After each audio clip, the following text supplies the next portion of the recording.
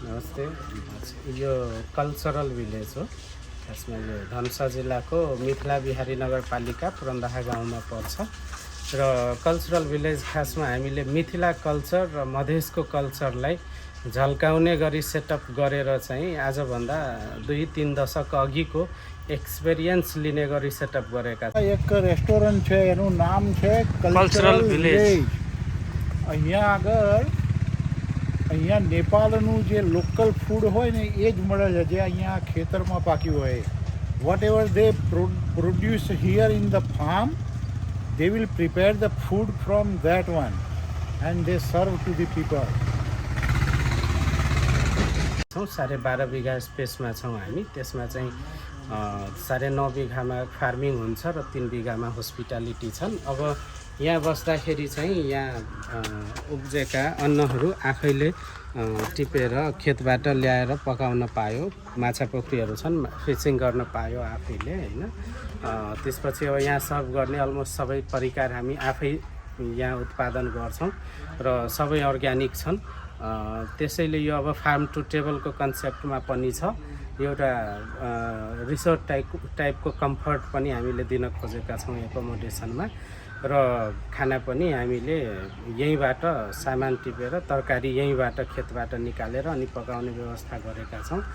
कुखुरा, हाँस, त्यसपछि बोका, खसीहरू सबै हाम्रो आफ्नै छ।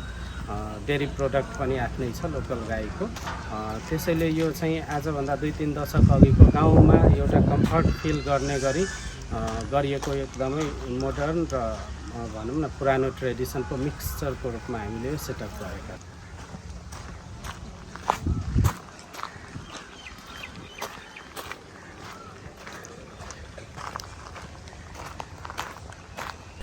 अहिले हामी हिँडिरहँदाखेरि चाहिँ यस्तो राम्रो इन्भाइरोमेन्ट के छ। यहाँनिर चराहरू चाहिँ कस्तो धेरै फरक फरक खालको चराहरूको साउन्ड सुन्न सकिरहेको छौँ हामीले। तपाईँहरूले पनि यो सुन्न सक्नुहुन्छ।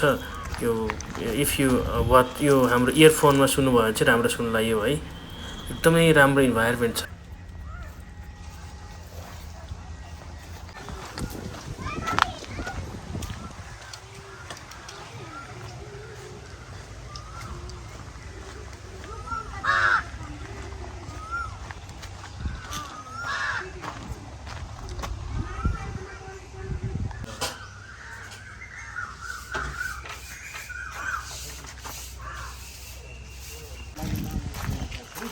नन एसी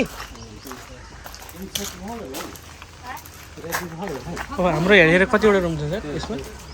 अहिले हामीसँग 18वटा रुम छ। हजुर, 18वटा रुम। त्यसमा चाहिँ 2टा हामीसँग क्विन साइज बेड भएको छ। त्यसपछि 10वटा चाहिँ डबल बेड भएको छ। डबलमा पनि एउटा 2जना सुत्न मिल्ने, एउटा सिङ्गल र अर्को चाहिँ 6वटा चाहिँ हामीसँग ट्रिपल बेड छ हैन। ट्रिपल बेडमा पनि एउटा डबल बेड छ, 2टा सिङ्गल बेड छ।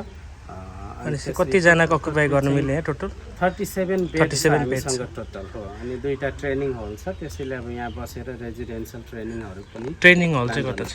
पछाडि अघि त ट्रेनिङहरू भइरहेको। कन्फरेन्स हल पनि छ। 200 जना बस्न मिल्ने छुट्टै छ।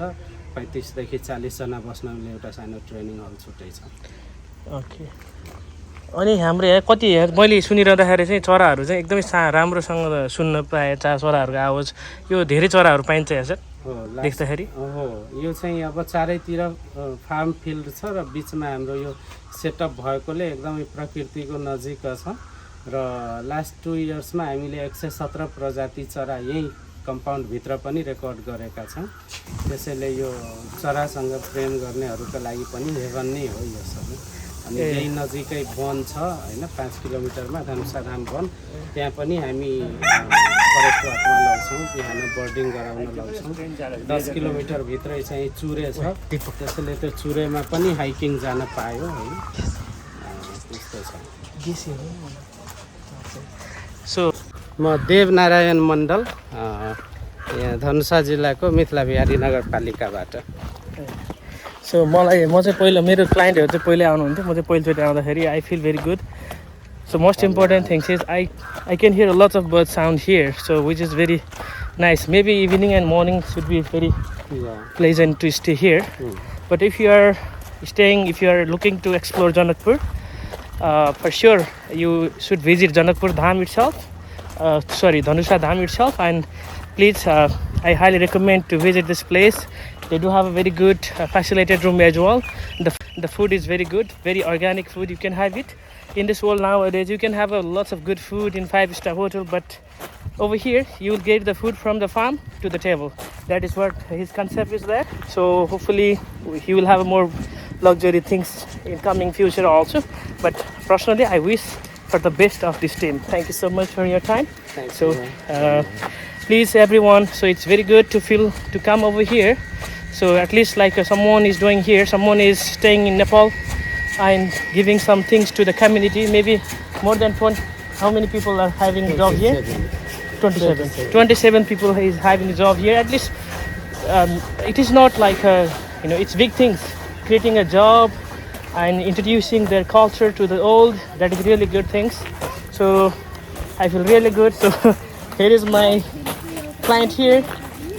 So we have done a lot, 10 days around Nepal. So and today is our second last day to visit over here. So hopefully everybody feel good. So here is my great sir here, my sir. So he's the team leader of this time. So hopefully he enjoyed the food over here also. So how do you rate about these things, sir? Cultural village and concept is really good. This is good. Little spicy, but it's good. Yeah. So, but yeah, what I found is like they're trying to introduce their culture. That is most important. Yeah. It So is better if they learn yeah, the Indian food. yeah. Then it's very good for the tourist, Indian tourist. Yeah, so mostly like their main goal is to introduce their cultural food, Yeah, cuisine to other people. Yeah, that's So so that is what they're trying. Maybe later on they will have more things on. Yeah. But for now, I'm so impressed what they're doing. Yeah. So thank you so much for everyone's everything. Team is here, reception is here. Okay, bye for now. Okay, thank you.